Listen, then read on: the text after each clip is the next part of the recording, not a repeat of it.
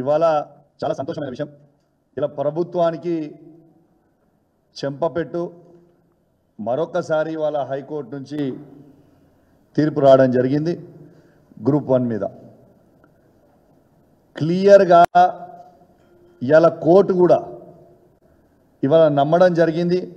ఈ గ్రూప్ 1 ఎగ్జామ్లో ఖచ్చితంగా కాంగ్రెస్ పార్టీ వాళ్ళు పెద్ద ఎత్తున స్కామ్ చేసిండ్రు అని ఇవాళ కోర్టు కూడా హైకోర్టు కూడా నమ్మి ఇవాళ ఆ ఎగ్జామ్ని రద్దు చేసి ఐదర్ రీవాల్యుయేషనా లేకుంటే రీ ఎగ్జామ్ అన్నా చేయాలనేది ఇవాళ హైకోర్టు చెప్పడం చాలా చాలా సంతోషమైన విషయం. నేను స్వయంగా నేను కావచ్చు, నాతో పాటు మా బీఆర్ఎస్ పార్టీ మిత్రులు కావచ్చు, రాకేష్ గారు కావచ్చు, బాలు గారు కావచ్చు, చాలామంది కేసీఆర్ గారి నాయకత్వంలో కేటీఆర్ గారి హరీష్ రావు గారి సూచనలతోని ఇవాళ బీఆర్ఎస్ పార్టీ పక్షాన మేమందరం కూడా 6 నెలల క్రితమే ఏనాడైతే ఫలితాలు వచ్చినాయో ఆనాడే చెప్పినాం, ఇది పెద్ద ఎత్తున స్కాము, ఇది భారతదేశ చరిత్రలోనే ఎక్కడ లేని విధంగా అంత పెద్ద ఎత్తున స్కాము ఇవాళ రేవంత్ రెడ్డి గారి ప్రభుత్వం కాంగ్రెస్ పార్టీ ప్రభుత్వం చేసిందని బల్లగుద్ది ఆనాడు చెప్పడం జరిగింది. ఈనాడు ఇవాళ మేము ఏదైతే చెప్పినామో ఇవాళ న్యాయస్థానం కూడా అదే విధంగా ఇవాళ తీర్పు కూడా ఇవ్వడం జరిగింది. మరియు రేవంత్ రెడ్డి గారు ఇవాళ ఈ గ్రూప్ 1 పోస్టులని 563 పోస్టులని అమ్ముకొని డబ్బులు తీసుకొని ఇవాళ రిజల్ట్ ఇచ్చింది అనేది ఇవాళ క్లియర్గా కూడా కనపడతా ఉంది. ఇవాళ రేవంత్ రెడ్డి గారు ఖచ్చితంగా యువతకు అందరికీ కూడా ఇవాళ జవాబు చెప్పాల్సిన అవసరం ఉంది. మీరు ఏ విధంగా గ్రూప్ 1 పోస్టులను అమ్ముకున్నారు, ఖచ్చితంగా రేవంత్ రెడ్డి గారి మీద సిబిఐ కేసు వెయ్యాలని నేను బీజేపీ వాళ్ళని కూడా నేను డిమాండ్ చేస్తూ ఉన్నాను. ఇలా ఆనాడు బాగా మాట్లాడిన బండి సంజయ్ గారు ఇవాళ సిబిఐకి ఇవాళ తనే హోమ్ మినిస్టర్, ఇవాళ దీంట్లో అక్రమాలు జరిగినాయని స్వయంగా కోర్టే చెప్పింది. ఇవాళ బండి సంజయ్ గారు ఇవాళ రేవంత్ రెడ్డి గారి మీద మీరు సిబిఐ ఎంక్వైరీ కోరండి అని చెప్పి నేను డిమాండ్ చేస్తూ ఉన్నాను. ఎందుకు కోరరు? ఖచ్చితంగా మీరు కోరాలని నేను డిమాండ్ చేస్తూ ఉన్నాను. మరొక్కసారి రుజువైంది ఇలా కేసీఆర్ గారి నాయకత్వంలో ఇలా బీఆర్ఎస్ పార్టీ ఇలా ప్రజలకి జనతా గ్యారేజ్ లాగా ఉన్నదని ఇలా మరొకసారి రుజువైందని చెప్పక తప్పదని చెప్పి సందర్భంగా తెలియజేస్తూ ఉన్నాను. అది గ్రూప్ 1 ఎగ్జామ్లో నిరుద్యోగ యువత కావచ్చు, ఇవాళ అదేవిధంగా లగచర్ల రైతులు కావచ్చు, ఇవాళ హైడ్రా కావచ్చు, ఇలా ప్రజలకి సమస్య వస్తే ఇలా కేసీఆర్ గారు గుర్తొస్తూ ఉన్నారు. ఇలా వస్తూ ఉన్నారు మా పార్టీ ఆఫీస్కి వచ్చి మాకు ఈ సమస్య ఉంది ఖచ్చితంగా మాకు చెప్పాలని చెప్తా ఉన్నారు. నేను ఆ రోజు దీని మీద గ్రూప్ 1 మీద మాట్లాడినప్పుడు ఇదే కుర్చీ మీద ఇక్కడి నుంచే ప్రెస్ మీట్ మాట్లాడితే ఇవాళ ఇదే రేవంత్ రెడ్డి గారు కాంగ్రెస్ ప్రభుత్వం నా మీద ఎస్సీ ఎస్టీ కేసు పెట్టిరు. ఎంత విచిత్రం ఇది! ఎస్సీ ఎస్టీ కేసు పెట్టి విచిత్రం ఏంటంటే ఇవాళ పోలీసు వాళ్ళు భవన్కి వచ్చి సీన్ ఆఫ్ అఫెన్స్ ఎట్లయింది ఏమైందని అడిగే పరిస్థితికి వచ్చింది. వీళ్ళకి ఇట్లా పిచ్చి గిట్ల లేచిందా ఏమైందని అర్థం కాలే. ఆ రోజు మా భవన్ ఇన్ఛార్జ్ అయిన రావుల చంద్రశేఖర్ గారు ఆ రోజు ఫోన్ చేసి కమిషనర్ గారికి హైదరాబాద్ సిపి గారికి ఫోన్ చేసి అసలు ఏం చేస్తున్నా మీరు అసలు ప్రెస్ మీట్ మాట్లాడితే సీన్ ఆఫ్ మర్డర్ కేసు ఇది సీన్ ఆఫ్ అఫెన్స్ అని వచ్చుడు ఏంది అని ఆ రోజు మాట్లాడితే మళ్ళీ పోలీసు వాళ్ళు వాపసు పోయిండ్రు. ఇలా రేవంత్ రెడ్డి గారు మీరు ఇట్లాంటి కేసులు పెడితే మీరేదో మా నోరు మూపియాలనుకుంటే నువ్వు కాదు, నీ తాత తరం కూడా కాదు. ఖచ్చితంగా కేసీఆర్ గారి నాయకత్వంలో మేము ప్రజలకి తప్పు జరుగుతుంది అంటే ప్రశ్నిస్తూనే ఉంటాము. నువ్వు నీ కేసులు పెట్టి మమ్మల్ని ఇబ్బంది పెట్టి మా మీద నీ పైచాచిగా ఆనందం పొందుతుండొచ్చు నువ్వు, కానీ మాకేం ఫరక్ పడదు, కుచ్చిబీ ఫరక్నే పడతా. కానీ ప్రజలకి ఇబ్బంది వస్తే మాత్రం తప్పకుండా మేము ప్రజల పక్షాన నిలబడతాం, గ్యారెంటీగా నిలబడతాం. ఇవాళ నిలబడతాం, వాళ్ళని ఆదుకుంటాం. మాకు కేసీఆర్ గారు నేర్పించిన సంస్కారం అది. నీ లెక్క ఉట్టి డ్రామాలు చేసుడు, యాక్టింగ్లు చేసుడు, టీవీ పోజులు ఇచ్చుడు, పోజులు కొట్టి పోవుడు, చేయి ఊపుకుంటూ పోవుడు మాతో కాదా? మాకు కేసీఆర్ గారు అది నేర్పలేదు.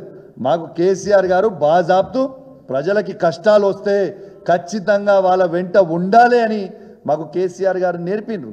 మేము కేసీఆర్ గారి బాటల్లో మేము నడుస్తూ ఉన్నాం.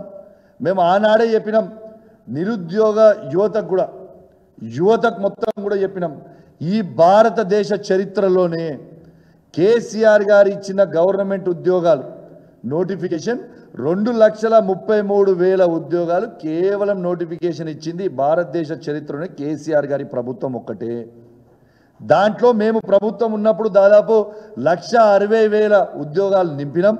ఇంకా 60,000 మందికి ఎగ్జామ్లు రాపించి రిజల్ట్ పెండింగ్ పెట్టినాం. అంటే 2,32,000 ఉద్యోగాలలో 2,20,000 ఉద్యోగాలు గవర్నమెంట్ ఉద్యోగాలు నింపింది కేసీఆర్ గారు, కేసీఆర్ గారి ప్రభుత్వం అని మరొక్కసారి యువతకు గుర్తు చేస్తూ ఉన్నాను.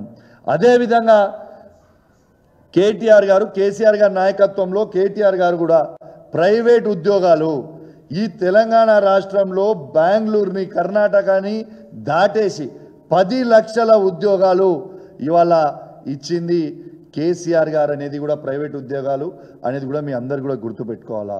మేము ఆ రోజు అసెంబ్లీ సాక్షిగా ఆనాడు మేము ఎన్నోసార్లు సవాల్ విసిరినాం. ఇవాళ ఈ భారతదేశ చరిత్రలోనే ఏ ఒక్క రాష్ట్రంలో అయినా, కాంగ్రెస్ పరిపాలిస్తున్న రాష్ట్రమైనా, బీజేపీ పరిపాలిస్తున్న రాష్ట్రమైనా, ఎక్కడైనా కూడా మా కేసీఆర్ గారి కంటే ఒక్క గవర్నమెంట్ ఉద్యోగం ఎక్కువ ఇచ్చినట్టు మీరు చూపిస్తే మేము రాజీనామా చేస్తామని అసెంబ్లీ సాక్షిగా ఆనాడు కేసీఆర్ గారి నాయకత్వంలో కేటీఆర్ గారు సవాల్ విసిరిండ్రు. ఎందుకో తోక ముడుచుకొని వేయరు, ఎవరు మాట్లాడలే. ఎందుకు చూపిస్తలేరు అంటే ఎక్కడ కూడా లేవు, కేసీఆర్ గారు ఇచ్చింది తప్పితే ఎవరు ఇచ్చింది లేదు అనేది స్పష్టంగా ఇలా యువత కూడా అర్థం చేసుకోవాలని మీ అందరు కూడా విజ్ఞప్తి చేస్తూ ఉన్నాను.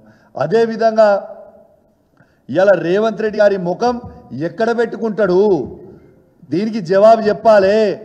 ఇలా నువ్వు ఏదో ఆ రోజు పిలిచి మాట్లాడి మా మీద కేసులు పెట్టి, మా పిల్లల మీద కేసులు పెట్టి, మా వాళ్ళు మాట్లాడోళ్ళ మీద తీసుకుపోయి కొట్టుడు, నువ్వు ఎన్ని కొట్టినా ఎన్ని కేసులు పెట్టినా దీని మీద జవాబు చెప్పాల్సిన అవసరం రేవంత్ రెడ్డి గారు ఖచ్చితంగా ఉన్నది.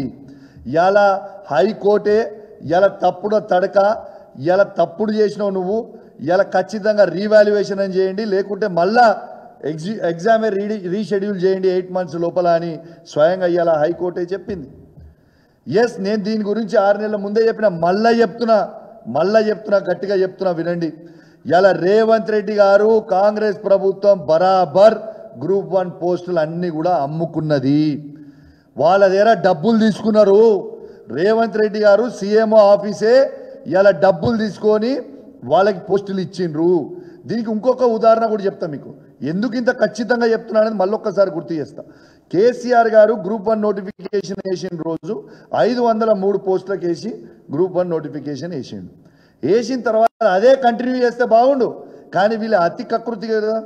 దాంతో ఏం చేసిండు, దాన్ని 50 పోస్టులు వేయించి 563 అని పోస్టులు పెట్టి మళ్ళా ఫ్రెష్గా అప్లికేషన్ పెట్టుకోవచ్చు, ఎవరు పడితే వాళ్ళు మళ్ళీ ఫ్రెష్గా రాయొచ్చు అనేది పెట్టి ఇలా పోస్టులు అమ్ముకున్న చరిత్ర ఇలా ఓటు నోటు దొంగ అయిన రేవంత్ రెడ్డిదే మరొకసారి అడ్డంగా దొరికిపోయిండు. ఇలా 563 మంది పోస్టులు కూడా ఇలా రేవంత్ రెడ్డి గారు లక్షలాది రూపాయలకు అమ్ముకున్నాడు. ఇది సీఎంఓ ఆఫీస్ నుంచి నడిచింది, ఇదేదో నేను చెప్పుడు కాదు. బాగా జాబ్తూ ఇలా అభ్యర్థుల పేరు చెప్తే మంచిగుండదు. ఎవరైతే డబ్బులు ఇచ్చిర్రో రేవంత్ రెడ్డి గారి ఆఫీస్లో, రేవంత్ రెడ్డి గారి ఇంట్లో ఎవరైతే పోయి డబ్బులు ఇచ్చి వచ్చిండ్రో అది వాళ్ళే వచ్చి నాకు చెప్పిపోయినరు.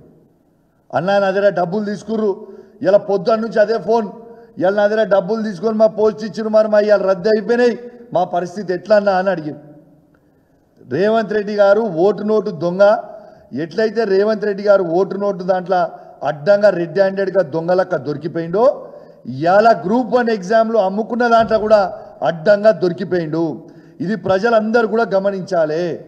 ఇలా మీకు ఒక్కటే చెప్తా ఉన్నాను, ఆనాడు పేపర్ లీక్ అయిందని కేసీఆర్ గారు ఏ రోజైతే ఆనాడు అన్నారో, కేసీఆర్ గారి దృష్టికి వచ్చిందో, కేసీఆర్ గారు స్వయంగా ధైర్యంగా ఎస్ తప్పు జరిగింది మేము రద్దు చేస్తున్నాము అని బాజాబ్తు ధైర్యంగా రద్దు చేసిండు కేసీఆర్ గారు.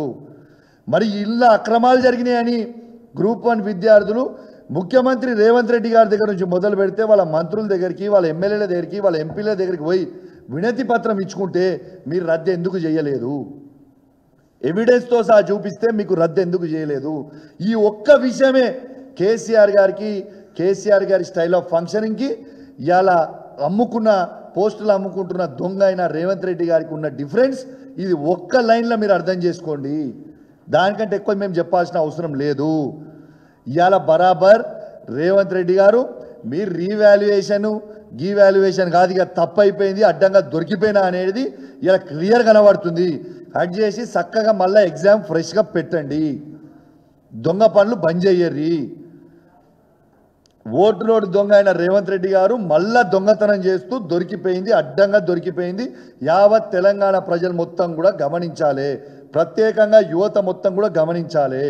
దీంతో పాటు పెద్ద పెద్ద మాటలు మాట్లాడారు వీళ్ళు. రేవంత్ రెడ్డి గారు ఏం మాట్లాడిండు? రాహుల్ గాంధీ గారిని తీసుకొచ్చి అశోక్ నగర్కి పోయి మేము అధికారం వచ్చిన సంవత్సరంలోనే 2 లక్షల ఉద్యోగాల నోటిఫికేషన్ ఇస్తామన్నావు. ఏమైనా 2 సంవత్సరాలు అయిపోతుంది. ఏమైంది? నీ ఒక్క ఉద్యోగానికైనా నువ్వు నోటిఫికేషన్ ఇచ్చినవా రేవంత్ రెడ్డి?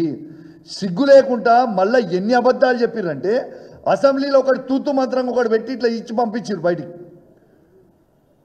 ఎక్కడికి పోయింది నీ నోటిఫికేషన్లు? ఏవి బాజాప్తలా మీరు సంతకాలు పెట్టి పేపర్ యాడ్లు ఇచ్చి గుళ్ళల ప్రమాణాలు చేసి మొత్తం చేసి పెట్టిర్రు. అశోక్ నగర్లో నిరుద్యోగ యువతని రెచ్చగొట్టిర్రు. రాహుల్ గాంధీ గారు మీరు పోయి సంవత్సరం లోపల 2 లక్షల ఉద్యోగాల నోటిఫికేషన్ ఇస్తామన్నారు. ఏ ఒక్క ఉద్యోగానికైనా నువ్వు నోటిఫికేషన్ ఇచ్చినవా? ఏది నీ షెడ్యూల్? ఏది ఆ రోజు డేట్లతో సహా టైంలతో సహా రాసి మీరు మొత్తం కూడా రిలీజ్ చేసిర్రు. మరి ఎవ్వి మీకు చేత కాదు, కేవలం ఒర్రినట్టు ఒరుతా ఉంటావు తప్పితే మా మీద అబండాలేసుడు, కేసీఆర్ గారి మీద ఏడ్చుడు, కేటీఆర్ గారి మీద ఏడ్చుడు, హరీష్ రావు గారి మీద ఏడ్చుడు తప్పితే నీకు ఏదైనా పరిపాలన చేతనవుతుందా? నువ్వు తెలంగాణలో ఉన్న యువతకి ఎందుకు అబద్ధాలు చెప్పినావు? నేను కూడా అడుగుతా ఉన్నా, ఎందుకు అబద్ధాలు చెప్పినావు జవాబు చెప్పాల్సిన అవసరం ఉంది. తెలంగాణలో ఉన్న ప్రతి యూత్ కూడా ఆలోచించాల్సిన అవసరం ఉన్నది. ఈ తెలంగాణ రాష్ట్రంలో విచిత్రమైన పరిస్థితి. కాంగ్రెస్ బీజేపీ అలయన్స్ నడుస్తూ ఉంది. ఇది చాలా విచిత్రమైన పరిస్థితి. మీ అందరు గుర్తు చేసుకోండి ఒక్కసారి. తెలంగాణలో ఉన్న యువతను అందరు కూడా చెప్తాను, ఒక్కసారి గుర్తు చేసుకోండి. ఆనాడు కేసీఆర్ గారి ప్రభుత్వంలో పేపర్ లీక్ అయినప్పుడు బండి సంజయ్ గారు ఆనాడు ఏ విధంగా పోరాటం చేసిండు? మరి ఇవాళ పేపర్లు వీళ్ళు అమ్ముకున్నారు సెంటర్ల ప్రూఫ్స్తో సహా చెప్పిన తర్వాత ఇలా బండి సంజయ్ గారు కావచ్చు, బీజేపీ నుంచి కావచ్చు, ఒక్కరన్నా దీని మీద మాట్లాడినరా? ఎందుకు మాట్లాడలేదు? మన నిరుద్యోగ యువత పోయి బీజేపీ దగ్గరికి పోయి ఇదే బండి సంజయ్ గారి దగ్గరికి పోయినరు, కిషన్ రెడ్డి గారి దగ్గరికి పోయినరు, వాళ్ళు ఉన్న పార్లమెంట్ సభ్యుల దగ్గరికి పోయినరు, బీజేపీ శాసనసభ్యుల దగ్గరికి పోయినరు. దీని మీద మాట్లాడమంటే ఎందుకు మాట్లాడలే? ఇలా బండి సంజయ్ గారు ఈ భారతదేశానికి హోమ్ మినిస్టర్ తనే. ఇలా హోమ్ మినిస్టర్ మీరే అయినప్పుడు మీరు ఈ పేపర్ లీక్ అయినప్పుడు అప్పుడు బాగా మాట్లాడమన్నప్పుడు ఎగిరెగిరి పడ్డరు.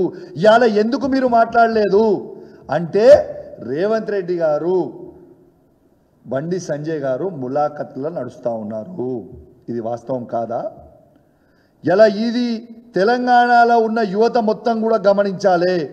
మళ్ళా మీకోసం పోరాటం చేసింది కేసీఆర్ గారి నాయకత్వంలో, కేటీఆర్ గారు హరీష్ రావు గారి సూచనలతోని బీఆర్ఎస్ పార్టీ సైనికులుగా మేమే ఉన్నోళ్ళందరం కూడా మళ్ళీ మీకోసం పోరాటం చేసి ఇలా న్యాయం గెలిచేలాగా మేము కొట్లాడినాము తప్పితే మళ్ళీ ఇదే కాంగ్రెస్ పార్టీ వాళ్ళు అమ్ముకున్నారు, బీజేపీ పార్టీ వాళ్ళు రేవంత్ రెడ్డికి అమ్ముడు పోయిర్రు.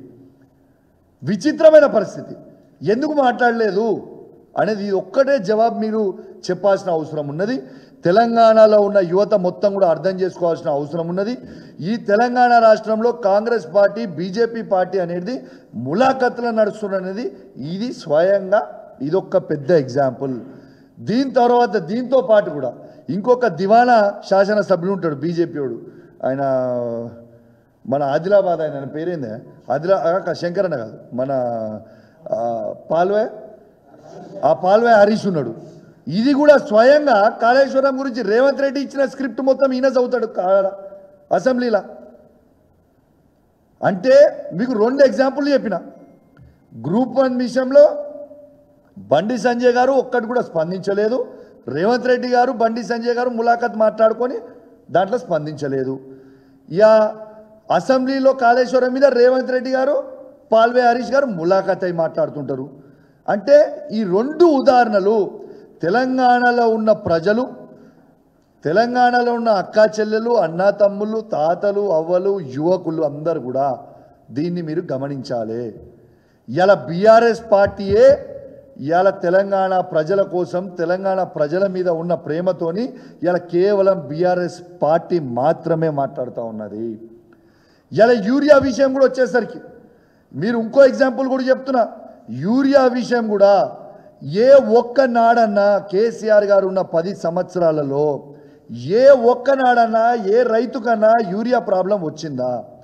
మళ్ళా యూరియా గురించి కూడా మాట్లాడేది, ధర్నాలు చేసేది, రోడ్డు మీద కూర్చుని నిలదీసింది మళ్ళా కేసీఆర్ గారి నాయకత్వంలో బీఆర్ఎస్ పార్టీయే తప్పితే ఇదే బీజేపీ వాళ్ళు కానీ, ఇదే కాంగ్రెస్ వాళ్ళు కానీ ఒక్కరన్నా యూరియా గురించి రైతుల కోసం మాట్లాడినరా? అంటే మీరు 3 ఉదాహరణలు ఆలోచన చేయండి.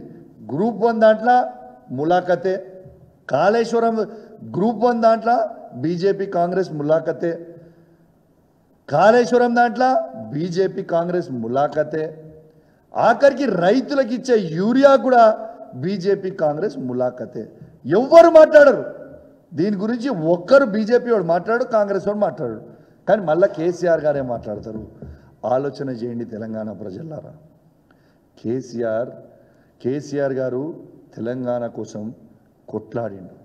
14 సంవత్సరాలు చావు నోట్ల తలబెట్టి తెలంగాణ తీసుకొచ్చిండు కేసీఆర్ గారు.